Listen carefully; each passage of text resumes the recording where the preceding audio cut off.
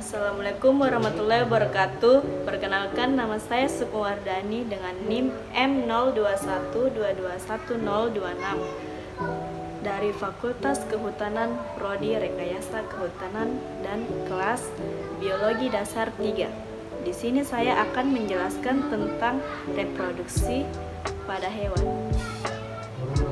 Dapat diketahui bahwa semua makhluk hidup mempunyai cara masing-masing untuk melestarikan keturunannya yang bertujuan agar menghindari dari kepunahan. Cara yang biasa dilakukan yaitu dengan bereproduksi atau berkembang biak. Sistem reproduksi pada hewan yang akan dibahas yaitu tentang perkembangbiakan pada hewan dan siklus hidup hewan. Untuk perkembangbiakan pada hewan memiliki dua cara, yaitu aseksual, tidak kawin, dan seksual, yaitu kawin. Pada siklus hidup hewan terdapat metamorfosis sempurna dan metamorfosis tidak sempurna. Untuk pembahasan pertama yaitu tentang perkembangbiakan aseksual. Perkembangbiakan aseksual itu berarti perkembangbiakan yang tidak melalui fertilisasi. Hewan-hewan yang berkembang biak dengan aseksual itu yang membentuk tunas, fragmentasi, dan juga partenogenesis. Perkembangbiakan dengan cara membentuk tunas, terdapat hewan yang mampu berkembang biak aseksual dengan cara membentuk tunas untuk menghasilkan keturunannya.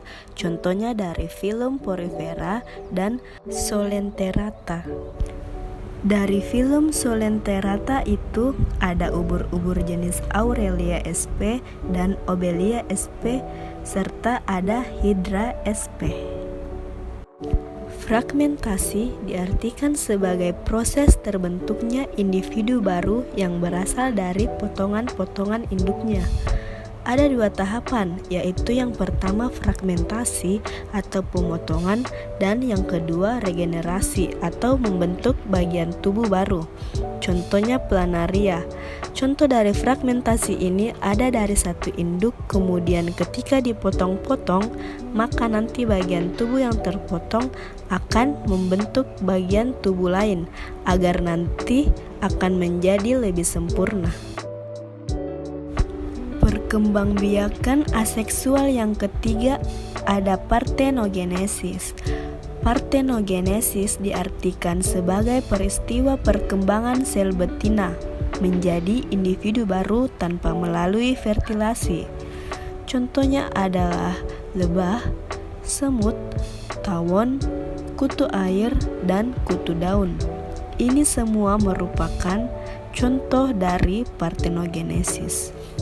Pembahasan yang kedua mengenai perkembangbiakan pada hewan dengan cara seksual. Perkembangbiakan ini berarti melalui proses fertilasi. Fertilasi ada dua, fertilasi internal dan fertilasi eksternal. Jika fertilasi internal berarti proses peleburan antara inti sel telur dan sperma. Ini terjadi di dalam tubuh induk betina, sedangkan fertilasi eksternal berarti proses peleburan antara inti sel telur dan sperma di luar tubuh induknya, yang terdiri dari ovipar, vivipar, dan ovovivipar. Yang pertama yaitu ovipar. Ovipar cara perkembangbiakannya dengan bertelur, di mana embrionya berkembang di dalam telur. Contohnya adalah ikan, burung, katak, dan juga cicak. Vivipar berarti cara perkembangbiakan dengan melahirkan. Umumnya terjadi pada hewan mamalia atau hewan-hewan yang menyusui. Ciri-cirinya berarti memiliki kelenjar mamae. Di sini contohnya adalah gajah, paus, sapi, kuda, dan kucing. Ovovivipar berarti cara perkembangbiakan dengan bertelur dan melahirkan.